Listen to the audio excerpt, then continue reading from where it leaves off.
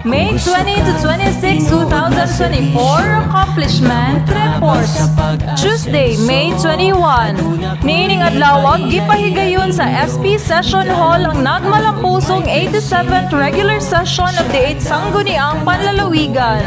Pagkahuman sa maong session ning kortesiya ang new director of the 904th CDC nga si Lieutenant Colonel Arnel O. Lachama of the Philippine Army. Pagkahapon usab gitambungan sa nagkadaiyang personalidad ang committee hearing mahitungod sa boundary conflicts between the municipalities of Imelda and Payao. Ubantaniya at sa libang koro higala sa matagusa. Attorney Marlo Bangkoro sa pag-asenso, Attorney Marlo Bangkoro mo serbisyo, Attorney Bangkoro sa Distrito 1 para sa masa kauban og higala.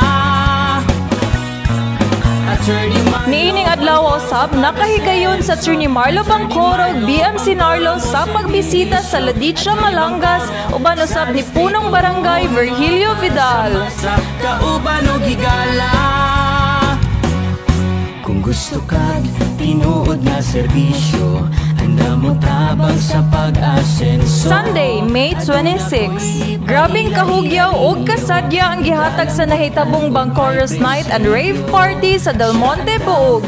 Dako usab ang pagpasalamat ni Attorney Marlo Bangkoro sa tanang barangay officials sa Del Monte, Buog nga gipangunahan ni Cap Luis Caballero Jr. para sa pagsuporta sa maong kalingawan.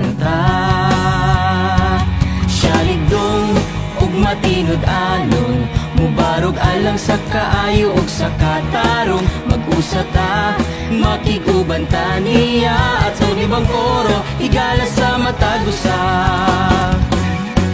Attorney Marlo Bangkoro sa pag-asenso. Ang nahimong ika-60 na recipient sa programang Dear Attorney Marlo Bangkoro mao ang batang si Jonas Estrella from Villagonzalo, Olotanga, Zamboanga, Sibugay. Attorney Marlo Bangkoro sa pag-asenso, Attorney Marlo Bangkoro mo serbisyo, Attorney Bangkoro sa Distrito 1 para sa masa kauban og higala. To God be the glory. Attorney Marlo Bangkoro.